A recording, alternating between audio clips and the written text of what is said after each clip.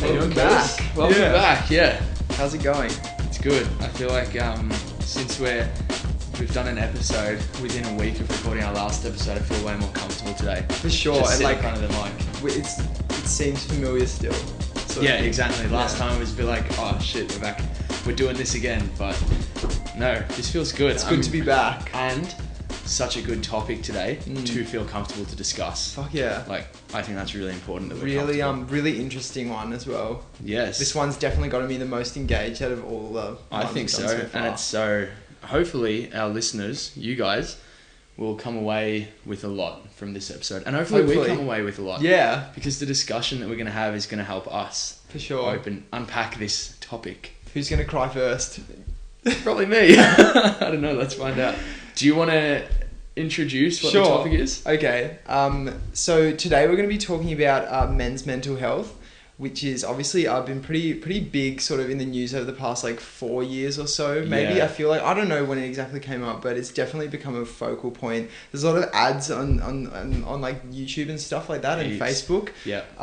One that comes to mind is that NRL Headspace one. That is such a fantastic ad. Yeah. So there's a few like athletic people sort of talking about how it's okay to talk about your feelings, which it is. Talking about athletic people or people in the sporting world and mental health, Matt Jack Daw is back to the VFL. I think it was this weekend. Yeah. Well, what a good time to be recording return. this. Yeah, he's had a massive, obvious recovery from his attempt at suicide. So that's so fucking good. He's so back. good for him. Crazy, right? Yeah. So I guess that's what we're going to talk about. We're talking about that, and mental health. We were lucky enough to be sent an essay by a friend of ours, Eliza Watson. Thank you, Eliza. Thank you so much, Eliza. We're going to be using that essay as the focal point for probably the first half of this episode, just to talk about some of the points you raised there, which are really interesting. Yes. And also we were going to talk about before we get into the rest of it, we're going to talk about how that 24-hour fast ended up going. Yeah, let's talk about that before we go into mental health. Well, I'll start. Yeah. For me, it was, I think, well, we were both hungover that day. So you're hungover, you want food. So I know that like when I got home after recording and whatnot, I was a little bit like, oh, as soon as I got home, I was just like, shit, I'd love to have a snack right now, like just something before bed. Yeah. Just anything. I really wanted something refreshing, like a fresh smoothie or something like that. I was just craving that, or some honey. And I just had to send myself to bed. Just had to tell my stomach that we're eating hungry for dinner tonight. Yeah. We're warriors tonight. Yeah, so. Warrior diet. Yeah. Well, you liked it so much, in fact, that you're doing another one today. I am back. It's back weekly in it now for yeah. you. Yeah. Well, we'll see if I make it. I will make it. What am I talking about?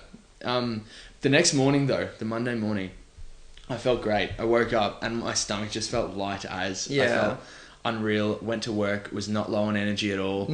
Went through my first break at work, which was at 10 o'clock, and everyone else was eating. And I was a little bit like, I wouldn't mind something to eat, but I just had a tea instead, a black tea. I didn't cheat. And that was fine, and it carried me right through to lunch. By the time I got to lunch, I was hungry, but I wasn't ravenous. I was just like, yeah, I'm going to eat now. Cool. That's really good. How about you? So I had a similar experience. Yeah, I didn't find it difficult, to be honest. I get that Guzman and Gomez that we had, the lunch that we had really filled me up so much that I didn't get hungry until the next day, honestly. That's crazy. So I didn't find it too challenging. I probably wouldn't make it weekly, but it definitely helped start me off well to the ration challenge. Like, that was a really good decision. So talk about that. Yeah, I'll have a chat about that now. So some of you who know me may know that this week I did the Act for Peace ration challenge, which involved me eating rations allegedly quite similar to that provided to refugees fleeing the Syrian civil war. And that was roughly equated to about 1,700 calories a day. So, and my baseline is around about 2.3k calories. So I was in about a 600 calorie deficit each day. But no, that went really well. And also the link's in my bio if anyone's interested in donating still, on my Instagram bio, it's still there.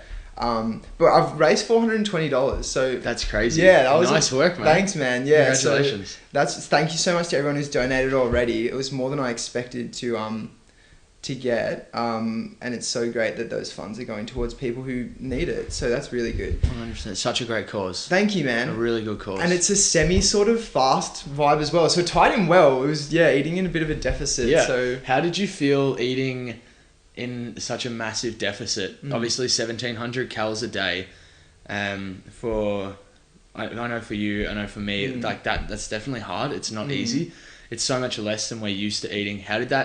How'd you feel? Because I know you ran all week as well. Yeah, you're interested in your running, and you kept running. Yeah, no, like I was running so fine, and I had a hard run on Thursday. That was a workout, and it went pretty well. Like I was pretty toasted at the end, but I'm pretty unfit at the moment anyway. But I didn't see my performance impacted at all. My recovery's been probably better than low when I'm doing more protein. Honestly. Wow. So your body definitely enjoys the high carb carbohydrates. diet. Yeah, I mean, because there is a lot of some people suggest that carbs, just because they transport nutrients to your muscles, their function, that high carbs can be really good for helping recovery. They are important, apparently. Definitely in your case, if you felt good all week. I am feeling, I was feeling good, but it made it easy to not get hungry because I was so repulsed by having rice every day that I would literally just eating became not a desire. I was like, all I can have is rice. I'm not even interested. Wow. So, and yeah. Just before we move off it, last night we were at a house party and there was supplied beer, there was like a cheese board, there was pizza arrived, and Curtis, mate, you did well. Thank you. To not break your ration challenge. Thank you so much. I saw you eyeing off that pizza. Oh, the amount of people who offered you a slice.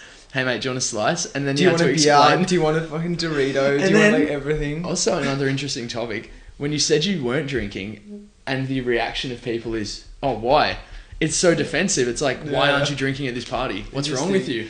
Yeah. But you were just had doing a good a ration excuse. challenge. Yeah, had a very good excuse. Well, do we need an excuse to not be drinking at a party? I don't think so. I don't think we do. But it was definitely still a good... I had a really good time. So it was did have a good sick. time, yeah. And I remember everything, which I usually don't. Yeah. So that was fun. We had a great boogie as well. We did. The music was fantastic. Struggled a bit, feeling sort of like a bit insecure, as you do, because like alcohol just makes you feel so much more confident. Dutch courage. Yeah, the Dutch courage. So at the start, but then when I warmed up to it and realized no one even knows if you're drunk or not, because they're fucking drunk. No one cares. No one cares. So I had a good time. Happy birthday to Taylor, Georgia, and Olivia. Yes. Yeah. Taylor, Georgia, and Olivia. You guys threw a great party last night. That was sick. Props. And shout out to all the guys who were on music that night. Yeah, Vincent and Josh. I forgot your last name, but I met you on the way out. Good man. Really good tunes. Yeah. On to the topic of the day. Men's mental day. Health. Back to men's mental health and Eliza Watson's essay. Yeah, let's break it. Oh, okay, so before we get into that, I was going to break out a few statistics from this article. Yes, do. So that would just give us a bit of an introduction to what's doing RE male suicide rates at the moment. Let me know. So between 2015 and 2016 in Australia, there was, beyond the emergency, a study found that there were a staggering 30,000 ambulance attendances for men who had attempted suicide or had suicidal thoughts between June and July 2015 to 2016. Yeah. That doesn't make sense. June 2015 to July 2016, 30,000. And let me see. Okay. But however, interestingly, so in the emergency department presentation statistics, like who actually rocked up, they only listed 10,000 of them. So there was about 20,000 cases which weren't actually listed by the EDs themselves. Shit. So there's such a dramatic underreporting. So basically this article from... What is it from? From news.com, entitled "Australia's Male Suicide Epidemic is Much Worse Than Previously Thought, New Research Shows," was published May 29th, 2019 this year. So pretty shocking fresh stuff that, because I mean there's been so many initiatives over the past few years to try and reduce this epidemic that men face in Australia, but apparently we don't even know the extent of how bad it is. And how can we tackle something if we don't even understand it? Let's try and find out. And also, and to list one off the top of my head from Eliza's, was that there's roughly about twice the amount of male suicide attempts as there are females. Yeah, 2.3. Let me check. I've got it up right here. Yeah. Okay, the male youth suicide rate which is 15 to 24 years, that's a male youth, Yeah. was 10.4 per 100,000, whilst the female suicide rate in this year group was, this is 2011 by the way, is the year group, was 5 per 100,000. So yeah, that is more than double the amount of male youths than female youths. So very, very confronting statistics there. That And is it shows confronting. that there's a massive gender disparity between men and women, or boys and girls, and how they're dealing with mental health issues today. Definitely. So that's pretty shocking stuff. And also, if we're talking cold hard cash, I know that KPMG, as again to quote Eliza's essay, KPMG estimated that the cost to the Australian economy of depression and other mental health issues in men was around $1.3 billion to the economy, which is pretty huge. I see that right here. It's actually more than 1.3. Yeah, it's 1.3 something. 1.6. 1.6. 1.657 billion. Yeah. It's a lot. 90% of the cost being attributable to male suicide. Yeah. And as you said, that comes from KPMG Health Economics. 90%, which is weird because you'd think scary. if women are, half the suicide attempts, it'd be weird that men are 90, but who knows? I think maybe in the professional field, they're looking at the amount of male professionals. And the amount of money generated by male professionals, which is obviously higher. Not being sexist, it's just a fact. Just a statistic. And in Japan, because let's talk about let's get onto Eliza's essay and talk about what it actually is. Because that will provide some more context. Okay, do you want to introduce us to the essay? The essay, I'll just do a quick run into the abstract. So Eliza basically states that the essay is going to examine the question: what psychological and social factors increase the rate of suicide in young men in Australia and Japan? Male suicide is of global significance, as despite the decreasing suicide rates in both countries, the gender disparity still remains at large. So Eliza's basically investigating why, this is what I take from it anyway, why is male suicide higher than female suicide? What's attributing to this? And then from there, we're going to have a look at how we can, as a society, tackle that issue to the ground and take it down. Take it down in a masculine We're way. gonna rock it, yeah. Let's get rough. Yeah, that's the thing I found interesting about how they get sort of sports people to try and bring about this change in culture, because they're literally they are masculine role models. So I guess it's sort of an interesting way to try and change how they're perceived. Yeah, I think they're trying to get people who would be considered as rough and tough and I'm tough, I got muscles, and I'm a big guy, so therefore I have no need for emotions. They're getting those big guys to come forward and say, actually, I'm like you, I do have emotions as well. I think that's their goal with getting these rugby league players, notoriously classic masculine people. So how do we think masculinity impacts mental health? Masculinity, I think, from what I've experienced and from speaking to other people, I think that masculinity, there's sort of this idea around it that you need to be tough, and if you're the man, you need to be taking care of everyone else around you. Therefore, if you're taking care of everyone else, if you were to bring forward your emotions and your own troubles, then you're then a burden on those around you. And I think that's been taken to an extreme point where if you're a man and you start sharing your emotions, people won't see you as the classic male role model who can take care of everyone else. Because if you can't tackle your own emotions, how are you then meant to be able to take care of everyone else? Yeah, and that's like a thing that Eliza talks about in the essay, is that that's the gender role that has been imposed upon us, which in my experience, I can imagine in wider Australian communities it's a lot more intense, but I don't know, I probably grow up in a part of the country that's not representative of how most men are. I've never felt that too much, but I don't know, I've never had that extreme gender role placed upon me, but it definitely exists. It does 100%. Yeah.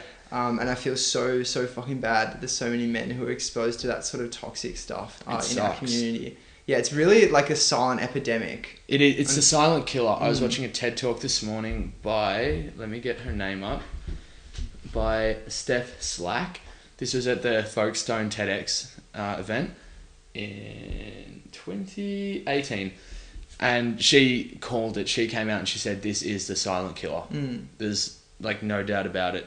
we're not talking about it, and it's just taking lives. Like, people are going to look back at this era, and they're going to look at what was a major issue in society, and depression and mental health is going to be looked at as a disease. Like, they'll look at depression as a disease, I think. Well, it definitely is looked at as a disease. Yeah. But more in that way that we look back and see, like, oh, the plague, it killed how many people? Yeah. People in the future are going to be like... Be treated with the same gravity as physical diseases. Yes. Well put. That's exactly what I was trying to get at. Thank you. That's all right. Yeah, so back to the essay. Eliza just talks about how that gender role is making this a silent killer. Yeah, so she says that there's psychological and socio-cultural factors of why men find it so hard to express themselves, and how there's differing expressions of masculinity between Australian and Japanese societies. Yeah. And there's psychological and socio-cultural reasons for that. Interestingly, I liked how she showed how masculinity was expressed differently. How in Japan it's all about academic and finance success, whereas over here it's literally just athleticism. I can't imagine what else is really like expected of men. Really, I guess. What's the archetypal male in Australia? He plays footy. He drinks beer. A lot of beer. Yeah, he's an alcoholic. He's an alcoholic, but in a cool way. That makes it so much worse as well, because adding drink and drugs into the mix is just going to be so much worse. Exactly, and it becomes a competition. Like, it's something as simple as going into the pub, ordering a girly drink like a vodka raspberry, and someone being like, "Oh, you're a pussy. Why aren't you drinking beer?" That's just that. Like, it's just toxic, and it's just roles. Like, you're a male, drink some beer. It doesn't taste nice, but you're a man, you're tough, you should be drinking it. And it's just like, it's that whole thing. Yeah. It's sort of seeping in on all these tiny levels. Yeah, it really is pervasive when you think about it. Yeah, it really is everywhere. So, again, on the gender role thing, it really is, so much of this is modeled to us as children. So that's another thing that I find really interesting, is that like we're so susceptible to these things when we're younger, and that's like how we gain our understanding of how to act in our societies. And those experiences that shape us when we're young are really hard to undo, I feel like, and that's one of the reasons that there's so many initiatives now, such as Headspace, Beyond Blue, and like especially all the sporting stuff, to try and destigmatize mental illness for men. Definitely. There definitely is a lot about that, and men are now being encouraged to come forward and talk about any issues that they have revolving around mental health. Another really interesting thing, I reckon, is that, and this also comes from listening to the TED Talk this morning by Steph, but the problem isn't that men have suicidal thoughts. The problem lies with how we're tackling men having these suicidal thoughts. And obviously, like, we're focusing on men's mental health. This goes for women as well. Just suicidal thoughts in general, I think they're not good for you, but they shouldn't be stigmatized and shunned. Like, everyone's going to have them in their life. Some people might be lucky and not have them, but a lot of people are going to experience them. So the issue isn't with having those thoughts. I think the issue lies within how we approach people who are having those thoughts. And rather than looking at them as a bit loopy and crazy and maybe unstable, we just look at that as a really normal thing that can be taken care of. Yeah, and it's also interesting that the general discussion around the topic is that more openness, more interaction with men and getting them to express themselves more will necessarily make them feel better. Like, it posits that men, the more they express themselves, it will always be the correct solution. But I honestly think for some people it's not always the way to go. But for the vast majority, men do need to be able to express their problems. There needs to be an open channel. Bottling up is obviously, time and time again, it's been proved to be really, really bad for you. So yeah, really interesting. It's all about how we handle and respond to these mental health issues, rather than classifying the mental health issue. Even now, I'm calling it a mental health issue. It's not just like a mental health, I don't mental know, illness? a moment. Yeah, mental. Oh wait, you're calling it an issue. Yeah, I'm calling it an issue. And then, like, I'm just going, it's an issue, and it's with the wording of it. It's just like I feel like my vocabulary isn't extensive enough to pick a really nice word to do it. But just the ways we talk about it and everything, it's like if someone comes forward and says, last night I thought about cutting myself, and people are immediately going to, well, in my experience, I know that people would be very like, they'd hear that and they'd go, oh shit, that person's unstable. That person's got some weird shit going on in their head. That's where the issue is. The issue isn't in that person having those thoughts. It's how the rest of us go. The group perception of that person. Exactly. Which is the stigma that surrounds it. And that we need to... That's what we're trying to get masculine with. Yeah, exactly. Tear apart. Yeah. And also, I don't think, like, I've not been depressed before, but, like, I honestly, like, hypothetically, like, I could just, like, kill myself. Like, I didn't see how that's such a weird thought. Like, honestly, it's not a weird thought. There's a lot of schools of... You'd be way more educated on this, but I know there's a lot of philosophical schools that look at men, or not men, just like people in general, having the ability to take their life whenever because it's your life. Well, Stoicism's one of them. Yeah, that's the ultimate privilege is to be able to. It honestly is something like that's why I'm such a strong advocate for euthanasia and things like that. Like I think that your life, suicide being illegal, obviously it's not good to do it, but it is something that I think it's sort of a right that people have in a sense. Well, I feel like that's a topic that really needs to be broken. It is really hard. It's hard to articulate it because it sounds like I'm doing the exact opposite of what we're trying to say, which is everyone should get help, make themselves feel happier. Yeah. But it's sort of something that's very personal. I don't think that people should be able to take like it's your life. Who do you don't owe your life to anyone? Yeah, sort of exactly. Approach. That's what I think. I do agree with that and that stoic way of thought. One thing I'd like to talk about is Go. This is really interesting. So, Eliza's essay obviously focused on the comparisons and contrasts between Australian and Japanese male suicide rates and the masculinity. Yep. One thing I wish she had mentioned was the huge cultural history of suicide as like a method of protecting honor in Japan because it's so much a part of their culture. Is it Senpuku? Yeah, seppuku or something. Let me get it up real quick. I know harakiri might be one of them. Jamie, pull that up. Yeah. So that's massively ingrained in their culture. So that might be, one of the... that could be a cultural explanation. I'm sure she thought of it, but it's just one thing that's an interesting cultural difference between our two societies. Little tangent. Seppuku was used either voluntarily by samurai to die with honor rather than fall into the hands of their enemies and likely be tortured. In this case, the enemy's depression. How weird. Wow, yeah. Yeah, how weird is that? Well tackled. I was listening to a TED Talk, which is where most of my education comes from these days, I feel. And short and sharp, mate, that's it. To the point. 17 minutes 38 seconds was the one this morning. No, I forget his name, which is probably bad because he does deserve credit. But basically the TED Talk looked at mental health and depression, and they did scans of these people with depression, and they found that whenever the person was feeling, they'd fill in a questionnaire, and then they'd be taking mental scanning and imagery of the brain, and whenever the person was talking about their depression and their experiences with anxiety or currently feeling anxiety, pain receptors, the areas in the brain that are responsible for pain, would light up.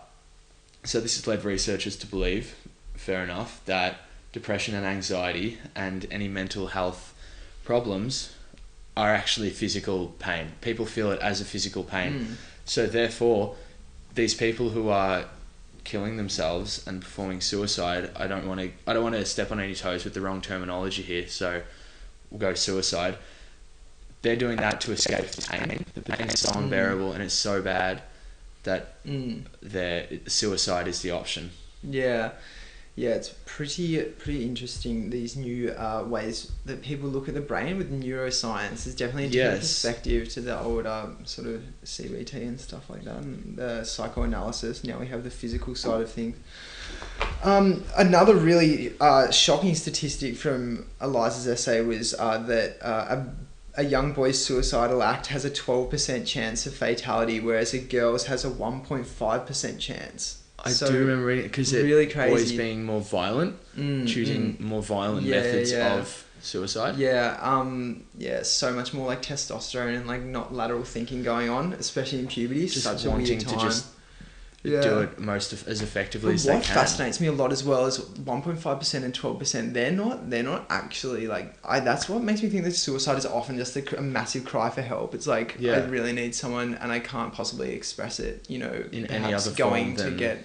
Obviously, a lot of people who commit suicide probably already have psychologists, but definitely a massive sort of cry for help. I think trying to communicate with people that they know that they need help. Because if you really wanted to kill yourself, you just do it in a way that was like had no chance of survival. That's true, yeah. Because there are ways, obviously, that eliminate that chance of survival. Then again, so obviously some people fail in their attempts, but which is probably a good thing. Obviously, a good thing. It's a dark. Even now, just talking about it, it's such a heavy topic. You can feel it weighing on you. Yeah. You sort of feel that in the room right now. It's dark. It's dark. Like, but I think this is and that plays into the whole fact, like right now we're talking about, I definitely But it's so good that we're talking exactly, and I definitely feel not a tiny bit, I feel uncomfortable talking about this. Like, I'm definitely. like, this is heavy, this is dark. Are you sweating? I'm perspirating. Goosebumps. And even now, like, we're making jokes, you know, and it's like this whole...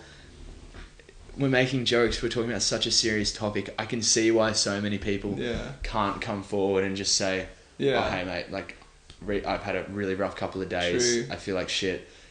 And just saying it like that in a way that's going to be easily interpreted rather than making a little joke about it. But we're making light of it, I think, to destroy the stigma is how I feel about it. Like, don't point. Like, I mean, obviously it's a heavy topic, but it's good to try and not let things be scary and challenge them and try and, you know, obviously remove the massive sort of aura clouding them, perhaps. And there is, but at the same time, it's also a method of deflection of a serious topic. Yeah, it's a bit of both. It's so many shades of grey. It's just as complicated as the disease that afflicts people, that is depression. Yes. I think. Yes, it is. So do we want to talk about how masculinity was modeled to us as kids? I can't really think of a lot of examples of masculinity. Just the typical, like, be good at sport, be, like, active with the girls. Like, obviously you have to be popular to the girls and toughen up. Drink some concrete and toughen up. Yeah. Classic. Yeah, as we got told last night at the party. By Lucy Henshaw. Yeah, obviously was joking though. Yeah. No, Lucy was having a laugh about that. Well, does the masculine norm in Australia need to be challenged? Do you think? Does it need to be... I think it does, man. Reviewed? I think it does. I went to an all-boys school. Yeah. Which is actually interesting. So you went to a co-ed school. I did go to two co-ed schools, yeah. Two, yeah. So this is going to be a good point of conversation now. I think that going to an all-boys school, there was definitely this sense of competition between everybody trying to, you know, be good at sport or be good in the classroom or even just be good at video games, being able to just have something to flex about. The camera's done something. Just turned off. Did it? We can keep recording. So. Did it turn off? Yeah. Okay, so Owen's just over trying to sort the camera out now. The video is obviously going to be different to the audio, but that's chill. I'll just swap the battery out. Okay. So we're changing batteries now. The video is going to be different in that case. There'll be some missing footage from there, but now you're getting the live, uncut. You're getting the one take of episode 5. We back? Yeah, camera's back on. Cool. Okay. Good save, Owen. Thank you. Thank you for keeping them. Yeah. Thank you for keeping it rolling there while I sorted that out. That's alright. So for those on the video, some technical difficulties. Yeah. For those watching, hello. Welcome back. Going to a co-ed school, that competition that was just going to a single-sex school. Single-sex school, which was all boys in my case. And just having that constant idea of being a tough guy, and everyone, you know, the guys who went to the library at lunchtime, the majority would look at those guys and be like, oh, you're a nerd. Yeah, betas. Like that whole thing about everyone wants to be an alpha and like come to school on Monday and be like, oh yeah, I kissed these girls on the weekend. Like I had like 6 UDLs. Like, you know, I had my first cigarette. You know, that sort of thing where it's just like, and you know, that's like teenage life, but to a point where it's not done for fun, but rather done as a show-off thing to show that you're a tough guy. Yeah, well, coinciding with Darwin's theory of sexual selection, as was mentioned in the essay, really dictates that because you know, we have these and allegedly innate. It's one factor of, you know, why men have this masculine drive is because we have these innate, you know, we're searching for partners, trying to impress with increasingly risky behavior as we grow older, which is apparently having your first cigarette, drinking UDLs. That is risk-taking behavior. That is risk-taking behavior. Yeah. Interesting. Definitely. I think... And in high school, you're like... That's when we're biologically driven to be looking for partners and the challenge most. authority. Yeah, exactly. To challenge authority. Yeah. Definitely. So I think there's like... I think there's such a fine line between really, really positive and natural masculinity and toxic masculinity. Yeah. Yeah, I think it's definitely a necessary force. I feel like masculinity and femininity are the yin and yang sort of that helps our society get through things. Go on. No, I was just going to say I agree with that because like masculinity is like femininity, it's such a beautiful thing and it should be celebrated. But I do think that, especially coming from a single sex school, it's something that needs to be understood and we need to challenge the way that we currently look at it because and we are challenging it as a society. There's definitely been a huge change. We're challenging it on this podcast right now. But the whole idea, and even at school, shout out to Marcelin, we did have seminars about, you know, it's okay to cry as a man and what do you think your role as a man is in today's society. And we did a lot of discussion on that. But it was a boys' school. There was still a massive stigma around being a tough... No, not a stigma around being a tough guy. There was this... You know, this expectation. It was encouraged, by to be tough. You know, don't come to school. Don't talk about your feelings at school. Like, there was definitely... I never would have spoken about how I was feeling at school, which is such a bad thing. You should be able to just rock up at lunchtime and be like, hey, mate, had a shit-ass weekend. But no one would do that. Absolutely no one. I think that's where it's just wrong. I don't know if like, Ivanhoe or Northcote High... Oh, all schools have counsellors, true. But I feel like... They should definitely be more available, or like more forced on kids, sort of in a way. Like, well, it actually wouldn't be a bad thing if they made everyone do a compulsory, just half hour to sit down, where the counsellor can just sort of do a little profile on them, and not in like a way that it's like, okay, we have you know, student 156, and then like a list of issues that they have, but more just like take a little profile and go, how's this person doing? Yeah, and just having a talk with someone can really change your perspective. It might even make someone think, oh, I thought I was fine, but actually there might be something. Especially with year 12s, I think it would be a great thing. It's a stressful year, and people are just told, oh, yeah, it's stressful, but just shut up and study. Like, just get on with it. There's a huge idea of that. What was I going to say? Well, no, so...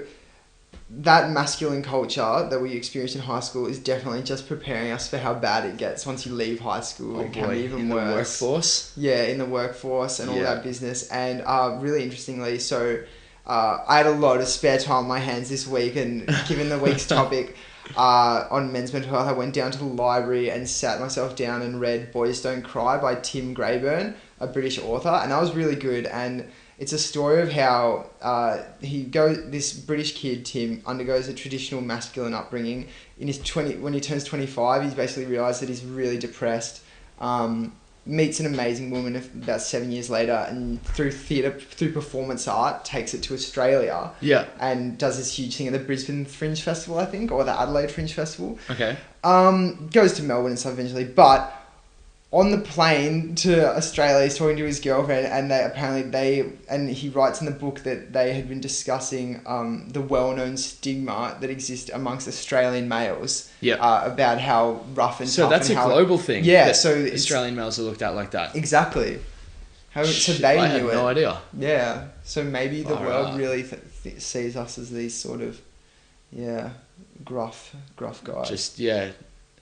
It was a pretty good book. It was all right. It was average, actually. It wasn't that good. But he did have some really interesting points in there for sure. That's good. And an amazing story. Also shows that self-expression can be a massive avenue out through art and stuff like that. Yeah.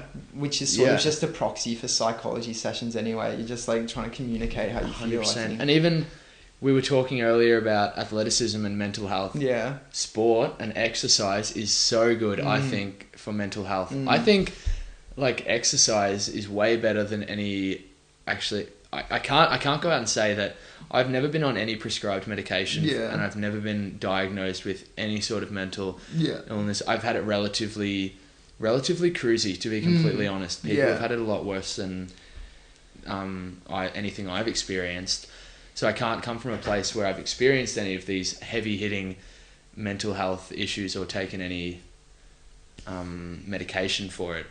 But I think that exercise is one of the best prescriptions for any sort of mental health. And I'm not a registered doctor. Write yourself a script today. Write yourself a script to go for a little run if you're feeling down. I'm not a doctor, so obviously don't tell your doctor to buzz off with his pills and shit and that you're just going to run every day of the week. But just after doing a bit of research online and watching a few videos and listening to people talk who have experienced diagnosed and clinical depression, exercise seems to be one of the greatest outlets. Because, it gets your endorphins flowing and it's just clears your head. So try that. I'm sure everyone knows that, though. Everyone. Yeah, 100%. Yeah.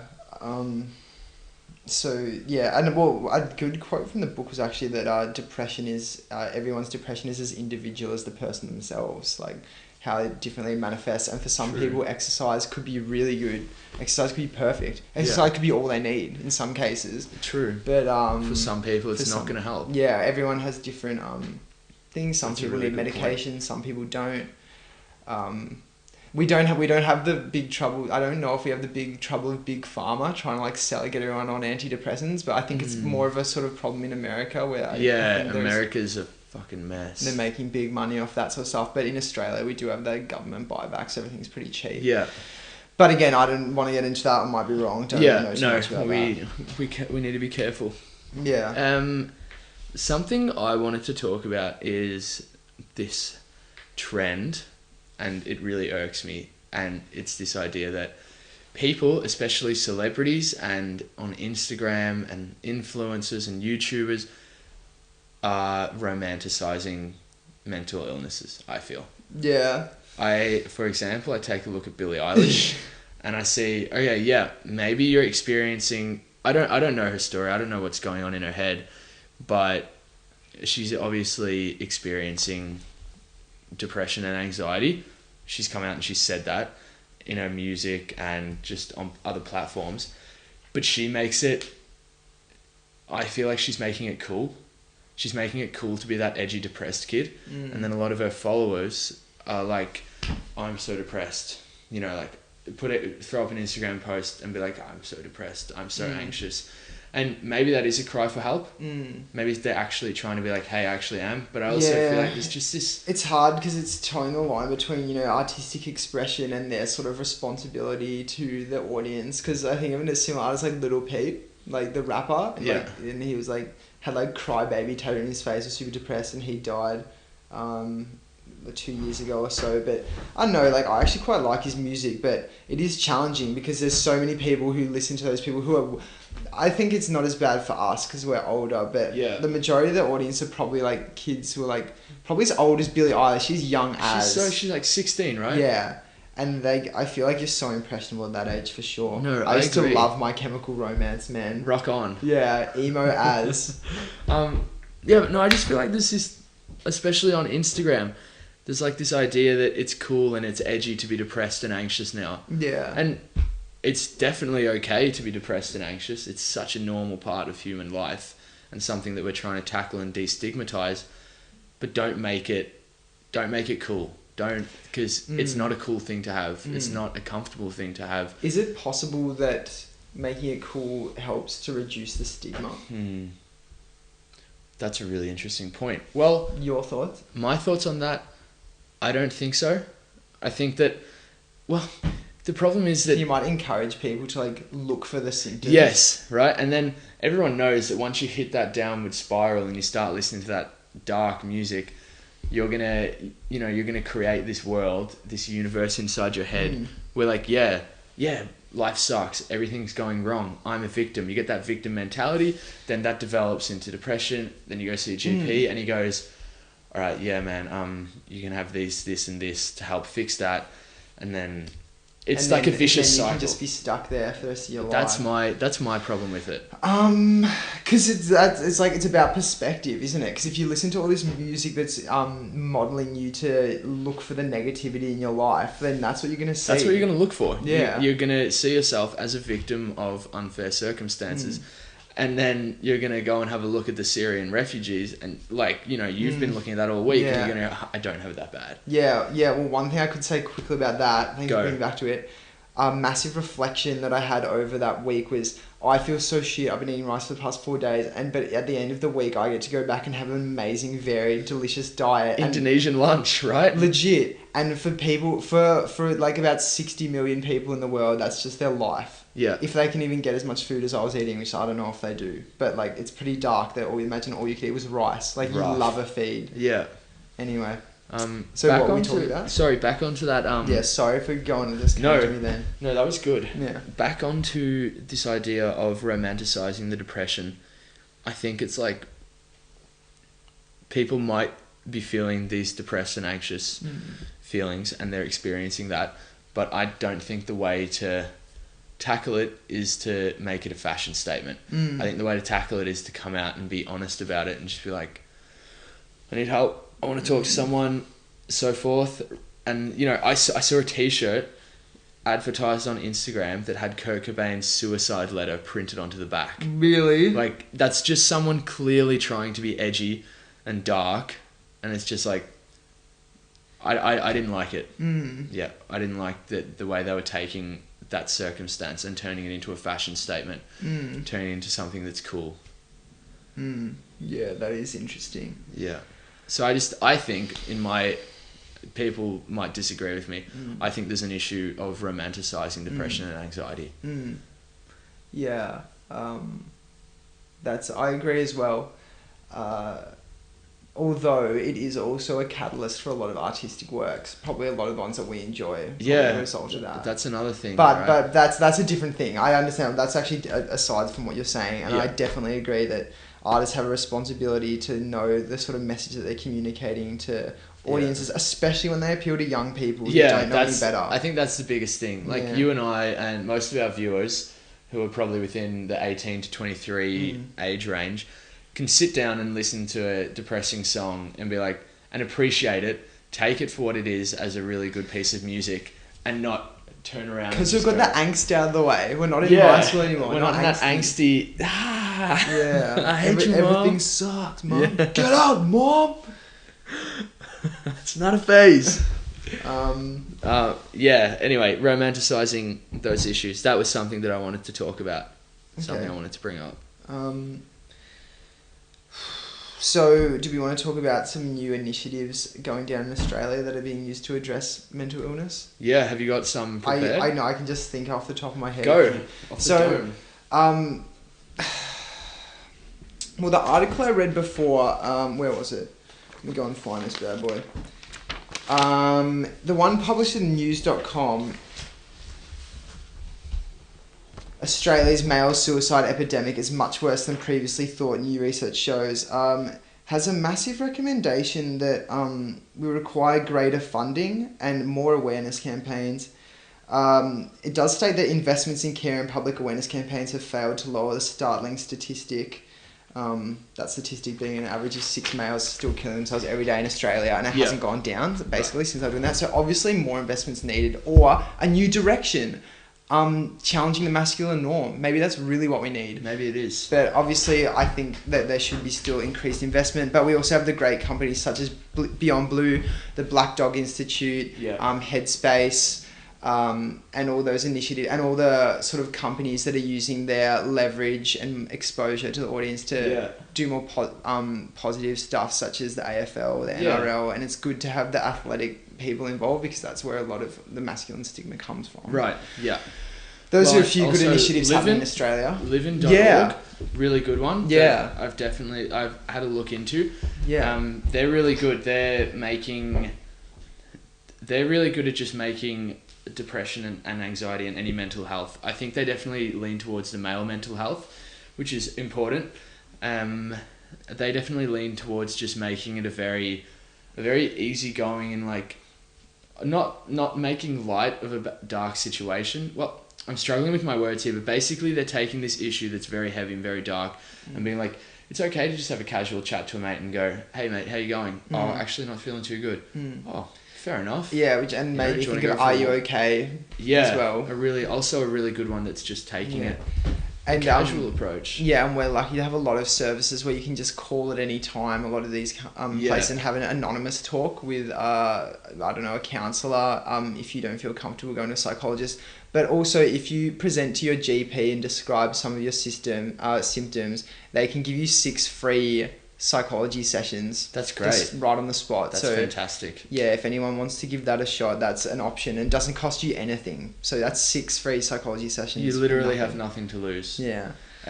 I just opened up the livin.org webpage and they have this big hashtag right across the front of their web page that says, "It ain't weak to speak," which I think that's good to challenge this whole tough, gruff Australian male mentality, like making it that speaking, having a chat about what you're feeling isn't a weak thing. Just because you say that you're feeling a bit shit. Yeah, it's a strong thing. You're coming out. You have the courage and the bravery to stare down this issue of depression and anxiety and mental illness and just say, yeah, I'm battling at the moment. I'm taking it tough.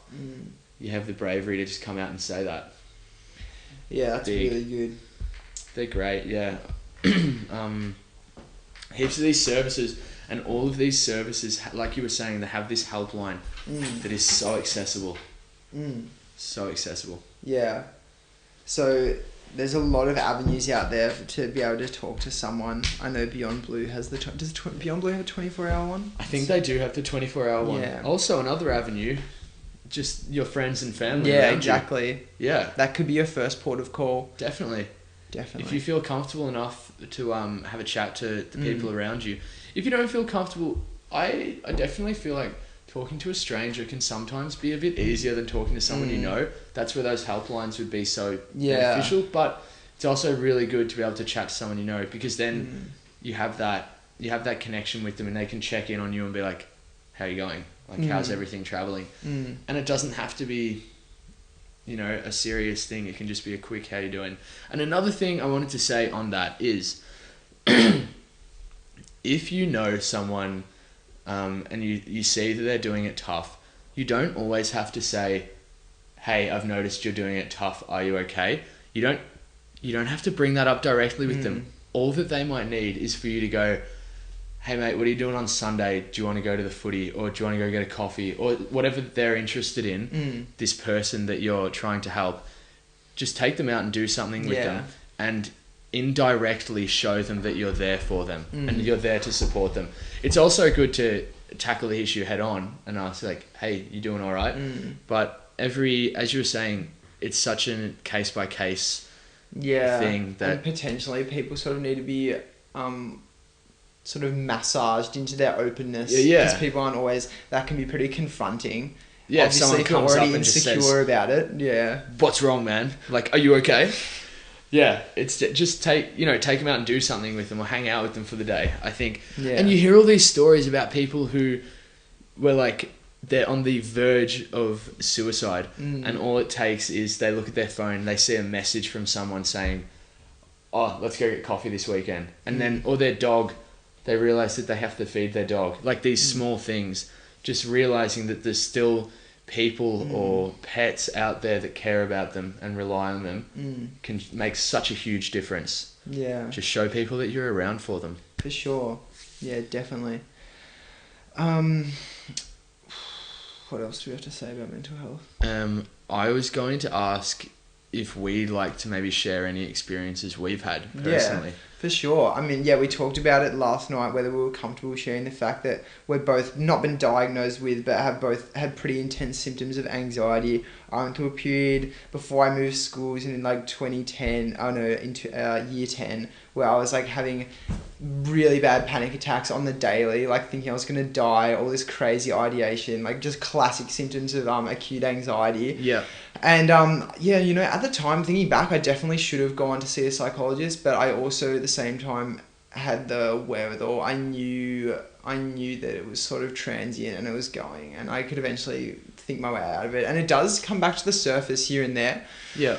But me, myself, I didn't go down getting any professional treatment. But do you wish you had of? There wouldn't have been anything lost. I probably should have. Yeah. Thinking back. Right on.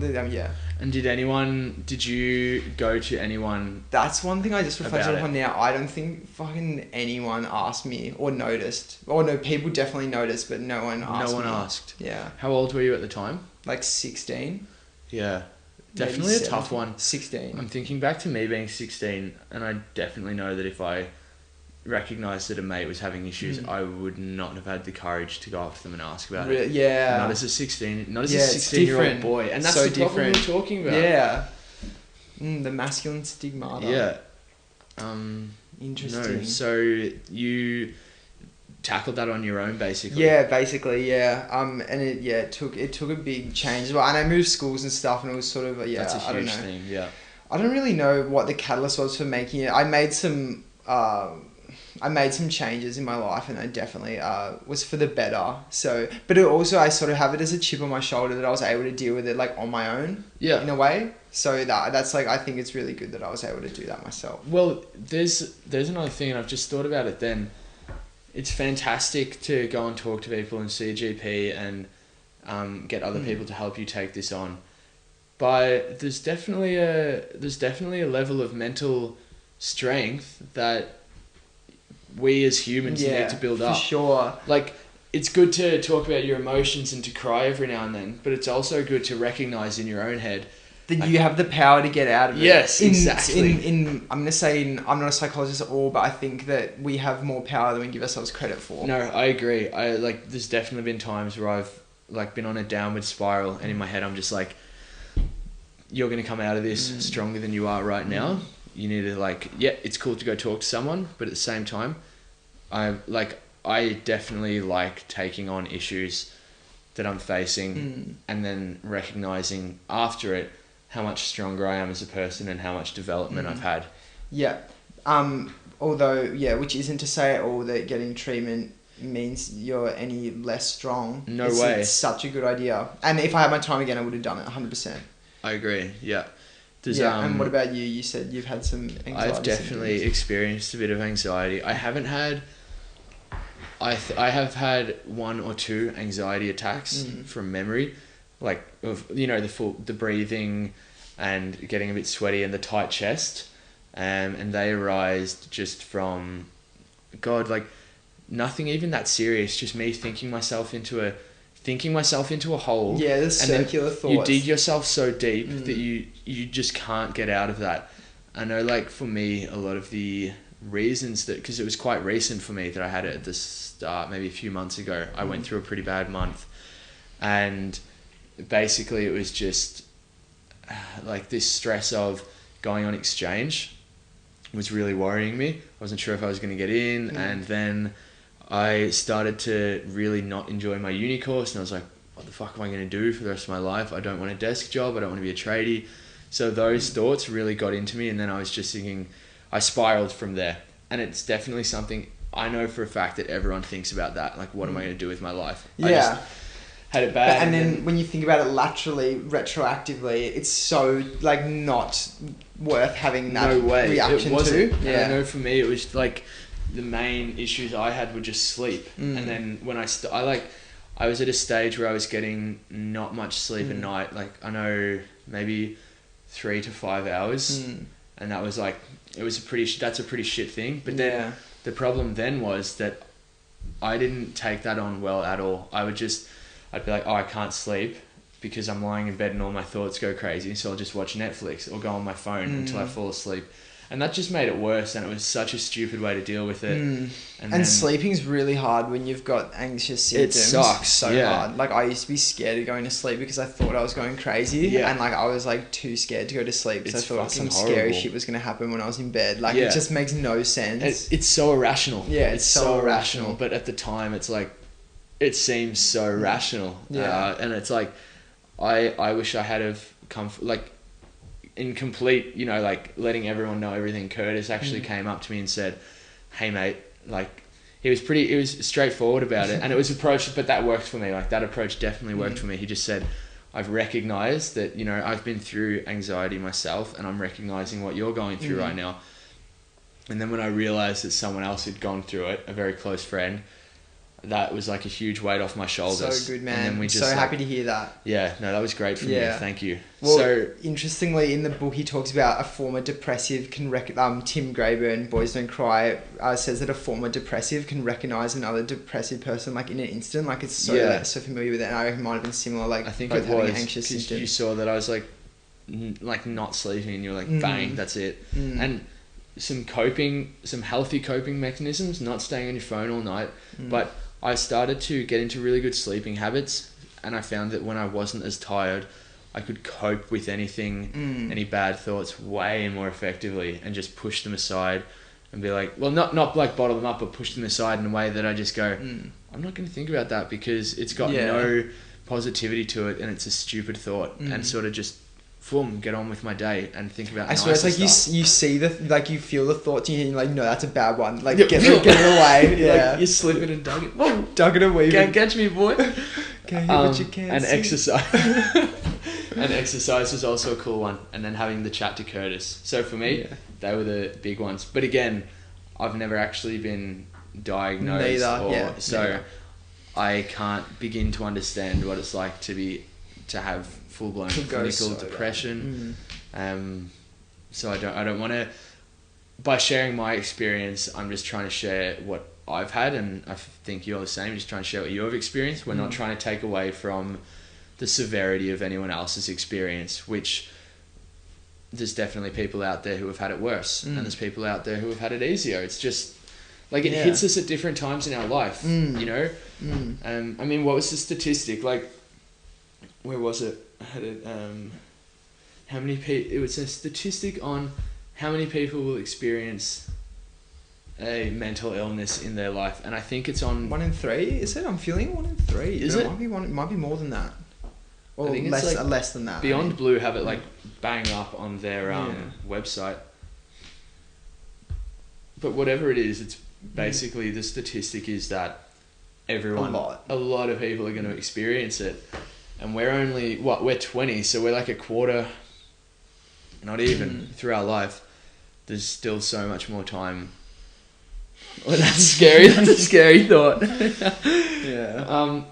And then another thing, when we talk about like discussing this issue, you know the way when you're a kid and you have the sex talk with your parents, and the reason they have this sex talk is so that you're educated about teen pregnancy and STIs and all of that stuff, right? That's not a comfortable talk to have. All right, it sucks. Parents don't want to do it. Why don't we have a talk like that with our parents? When we're like 12, our parents sit us down and go, you're becoming a teenager. Over the next few years, you're probably going to have some dark thoughts. You're going to have some rough times. Happens to everyone. Yes, tell the kid what depression and anxiety are. Give them even as something as basic as the definition. Tell them that. Prepare your kid, and then obviously it's going to be uncomfortable. But if we treat it like that and we make it a thing where parents have the mental health talk with their kids, then the kids, and that's gonna. I think that would destigmatize it so much. Yeah, and I don't understand why when we weren't younger there wasn't more. It's probably because. So I don't understand why when we were younger there wasn't more talk of these are the aspects of masculinity that are so negative, look out for them and be a better person. Like, why didn't you tell me that when I was like 12? I could have been a completely different person. You told me how to put a condom on a banana and all this other shit. Why haven't you taught me how to be a good person? How to be a good person. I mean, they do, but they don't talk about it. Like, they don't actually, they haven't directly approached masculinity. Yeah, exactly. And I think that would be so important. You just sit down with your kids and you say, you talk about mental health because it is an issue and it's killing people. Like, it's killing people. Depression and anxiety are killing people. If it was like a disease, I mean, if it was like a disease like cancer, we'd be spending that much money on it. I know, right? And we talk about like skin cancer, and it's like, oh, you're going out in the sun, put on your sunscreen so you don't die from skin cancer. No one says go and talk to your mate so you don't die from depression, because that's what's happening, and no one's taking it on like that. Video recording has been stopped automatically. Did it just stop then? I think so. Right. I'm not 100% sure. Alright, this is a quick fix. Okay, Owen's on the second technical dip. We're Whoa, back. we're back. We're too good at this now. I told you it was a quick fix. Yeah. Okay. But you know it's not a quick fix? Overcoming any illnesses. mental health issues. Yeah. And it's going to And take if it time. is, you're lucky. You're a lucky one. Yeah. Thanks so much to Eliza for sending in the essay. Yeah. That was sick. That was really interesting. The newspaper report I quoted was innews.com. Australia's male suicide epidemic is much worse than previously thought, new research shows, by Shannon Molloy. So that was a really good one. That has some good stats if you want to get into it. The TEDx talk that I referenced a lot was... Oop, I've just lost it here. It was We Need to Talk About Male Suicide. The speaker was Steph Slack. It was at TEDx Folkestone in 2018. And Cool. it's a fantastic talk, I think. So if you want to check that one out, We Need to Talk About Male Suicide, Steph Slack. Yeah, and the book I read when I had so much time on my hands earlier this week was Boys Don't Cry by Tim Grayburn. It's a good sort of autobiographical account of mental illness and how one can get over it in some cases. Do we want to move on to our segments, or did you have something else to say? I feel great. I feel like I've definitely gotten a lot out of my system. That was a good chat. Yeah, wow. Yeah, that was possibly my favourite so That was far. a really good... Yeah. Oh. Hopefully someone's still listening this Yeah. far in. I don't know We're how like far an hour people and a get. bit in, aren't we? Yeah, I don't know how far people get. Well, I through had these someone things. tell me... Sam told me the other day. Yeah, that, shout out to Samson Hooper. Is that his last name? Samson Hooper. yeah, I'm pretty sure. Sorry, Sam. Sorry, Sam. You should know your last name. I just know you by first name basis because I've only met you twice. But we really appreciate the those two support. meetings, they've been awesome. Sam was saying that we should be hitting up those 3-hour episodes. I don't know how far we're in now. It's 3:30. I think we're about an hour in now. Oh, Yeah. sick. All right, that's pretty cool. Yeah. We were planning on recording 2 episodes today to have one in the bank, but I don't think that's going to happen. Otherwise, we're going to be late for a business meeting regarding the podcast. Regarding another Sam. We're talking business. Yeah, there's a lot of Sams going around today. Maybe you'll see an Instagram up with a third contributor. There might be a 3-man in the group soon, but we'll see. We'll see what happens. Yeah, we don't want to get anything too crazy. No pressure. No pressure. Cool. Okay. Segments? Sure, let's move on to the segments of the week. Just before we get into that, do we have a challenge? Did we have a challenge? No, we haven't. We're not doing as well with the We challenges. could as we write wanted a to. reflective piece on our anxieties and put them up for everyone to see. Ooh, shit. That's a big challenge. That's massive. Yeah. How about we take a pledge right now in front of the camera? What's the pledge? Well, you're obviously about to join my what do they call those things in American colleges? I don't know. Those groups of people. Oh, the sorority. I think that's for chicks though. Yeah, I don't know. Anyway, I was gonna make a stupid joke. No, fraternity. Fraternity, yeah. Pledge to join my fraternity. Yeah. No, let's make a pledge right now on the camera in front of everyone. Our fraternity can be called Beta Beta Beta. Beta, beta, beta, mental. That we're going to... This isn't going to be eloquently put, so bear with us, but we will make a pledge to keep an eye out for any symptoms of mental health among those we know. Yep, And not be scared. Keep taking the axe to the tree that is the stigma. Apparently tree? What's with this imagery going on? Let's get into it. Challenge the stigma wherever we find it. All right, let's take a pledge to challenge the stigma of mental health wherever we find it. I pledge. I pledge my allegiance. We're finishing off with it.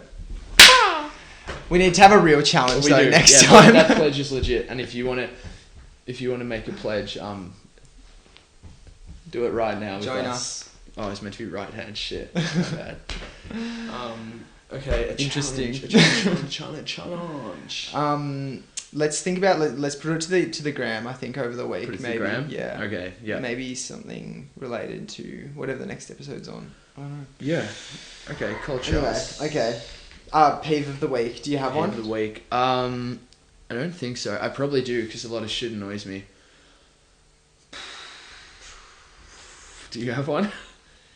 Hmm. Maybe it's just been a really good week and we should be appreciative of that. Just give thanks.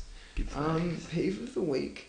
You know what? Go. My peeve of the week's not even a peeve. My peeve of the week is I'm peeved that I didn't start doing yoga about 10 years ago because I feel amazing. How good is it, right? Yeah. And all I've done is I did a half-hour session yesterday, half-hour session the day before, and I feel like a new man. I've been hitting up a 10-minute session every morning and it's fucking fantastic. There's so many good YouTube videos on it, and if you're doing any sort of sports, it is an absolute game changer for me. I had all these hip flexor issues, and I did this yoga thing, and it's really helped. Open heart, set your intentions for the day. Yeah. Downwards dog. My heart will go on. Yoga with Adrian. Shout out to Yoga with Adrian. Shout out, man. We can get a sponsorship from him. Get some free yoga mats. Maybe we should record a podcast while we're doing yoga. Yoga? A yoga cast. With some yogurt. Yoga casting. That's another really good thing for improving people's mental health is mindfulness, meditation. Yeah. Yoga is a practice, sort of a mindful activity. The power of now. Shout out to Luke McShanagman, who selected a fantastic book for this month in book club. Yeah. We're part of a book club. Yeah. Shout out to that club. Shout out to the club. The club with the honeys. Yeah. Luke selected The Power of Now by Eckhart Tolle. And which is all about mindfulness and being present in the moment, which a lot of people say is a huge game changer for mental health, just being able to be present and mindful. Sick. You know what my peeve of the week is? What is it? My peeve of the week is that we have a segment about something shit that's happened in our week and not a segment about something good that's happened in our week. Let's change it to peeve of the week. Let's make it, or do you want to have Maybe we both? have double because then it's positive and negative. Like a yin and yang. Yin of the week and yang of the week. We'll see. We'll see which one's the positive and Anyway, negative something energy. good that happened this week. What good happened to me this week? Shit. What did you have for breakfast? You had a good breakfast. I had a wild breakfast. I'm thankful for that. I just cooked up a big vegetarian. Gratitude, another massive good thing for your health. Yeah, be thankful. So much good shit Give out there. Thanks. What's something I'm happy about?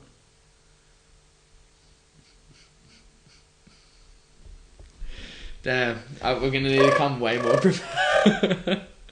You need to become more prepared for that. For the challenge. Next fucking week we're doing a real challenge. Yeah, this is real amateur hours. You guys are getting us at our... Stick with us through our worst and you'll get us at our best. If you can't handle me, We're my worst. What music have you been listening to this week? It's music of the week. Music of the week. We need a little bit of sound for that. Yeah. Maybe we can... Do you want to sample that and just throw it in for the next... Okay. What have I been listening to all damn week? I've actually been listening to... All damn week. I can't stop. I'm still listening to Led Zeppelin. I've definitely advanced to the point now where I know that Mothership is their greatest hits album and not an actual album. That was funny. That was cooked. That was Big mistook right on camera. That was funny. No, I've been listening to a rapper called Rory or Rowry. I think it's Rory, but it's spelled Raury. I've been liking his stuff a lot. Yeah, he sort of like, how do I say it? It's like just hip hoppy, but it's it's like indie hip hop. So it's not all about a bit of, some of his songs have a bit of a lo-fi vibe. Yeah. My favorite song of his is Devil's Whisper. Really good song. Cool. Yeah. Yeah. How about... I too have been listening to some rap. I've been listening to some of that, like what I was describing to you last Saturday, UK drill. Yeah, I had a guy in the gym grime. come up to me and go, bro, what do you listen to when you work out? And I was like, oh, a bit of metal, a bit of this, a bit of that. And he was just like, you have to listen to UK drill rap. It's Shout out so to, high. Yeah. Shout out to your mate from the gym. Shout out to mate from the gym. Yeah. So there's just this one guy that I like called Digger D, and he just makes really like aggressive, so toxic, such bad masculinity. Actually, it's so hypocritical, but it's like when you're working out, it's not about just turn your mind off and like get into it, because it's just about what gets you hyped up. Yeah, well, that's what my mate was showing me. He showed it to me, and Austin, whenever he was like, I suck at pronouncing that name. It's like a very, very Gaelic name. Yeah. It's alright, he knows. He was like showing me, and when he showed me, and when he was like promoting it to me, basically, he was like, bro, it's heavy, it's grime, it's dark, and they talk about, you know, like they're calling out murderers and stabbings. And Constantly. Like, oh. They're just talking about stabbing each other the whole time. So yeah, that sort of vibe. And another, I sort of a real, but this guy's alternative, semi-grime, he's just done a song with Skepta, he's absolutely blown up. Nice. And like, I found the guy when he was on 100,000 views, so on his most popular song. So yeah, exactly. Slow Tie, so good. Okay, have you heard of him? I haven't. You'd froth him. He's like real alternative, super pushing like the boundaries of UK rap. Doing stuff really differently. He's sort of got a semi-grime flow, but the beats are really, really interesting. And his the videography is insane on his clips. This one song with him called Gorgeous is so cool. So yeah, a bit of UK rap's what I've been on this week. Nice. Okay. I just pulled up Rory. Yeah. So it's hip hop. It's like folk hip hop. Ooh. Which is pretty interesting. Interesting. Yeah, that is interesting. Yeah, I like it. I'll give you a listen once these people.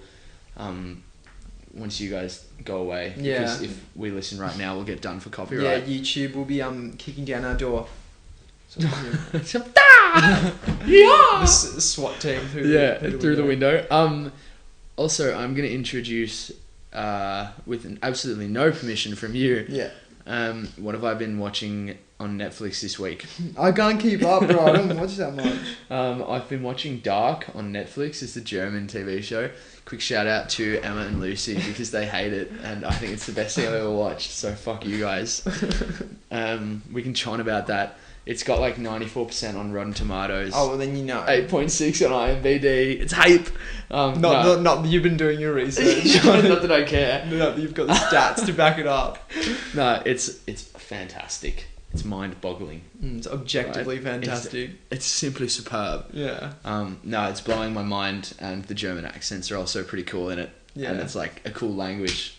So cool. Yeah, so go check that one out. Are you watching anything at the moment? I've just been a bit of a, normal guy plugging through season 5 of Arrested Development, which is finally coming out. Which is funny as. I froth it. Season 4 it went really downhill, but season 5 of Arrested Development's pretty funny. I like it. It's really it's weird. Usually I hate American sitcoms, but I like it. I really tried to get into it, and I just keep on. It's not that I didn't enjoy it. I finished the first season. Yeah, I think 2 and 3 are like the best ones. Season 3 is probably the best. It's not that I didn't enjoy it. It's just like, when you're watching it and I'm like, I like this, but it just doesn't have enough to. It's very sort of like, it's a background sort of thing. Like I can be on other tabs doing things and just like playing through it. It's just sort of nice to just have going. It's a goodie, in my opinion. Of course. Do we have anything else to say? I think I'm done. Sort of, apart from saying that I really enjoyed this episode. Yeah. And thanks to the star contributor Eliza for sending that in, and it was really good to get this episode off my chest. Yeah, it feels great. It was one of the first things that came to our minds when we Mental were brainstorming what topics we wanted to ideas. do. Had to be done. Feels good, baby. First prop. Like I think it's the first serious topic episode that we've done. Yeah, everything else has been like a little bit, you can listen to it and walk away and be like, yeah, cool. This one, so to everyone who has listened to this, the big takeaways, I guess, are just let's destigmatize mental health. Yeah. Let's make it normal. And if you see someone struggling, maybe directly or indirectly, just see how they are, perhaps. And I think that's really good, really important for guys.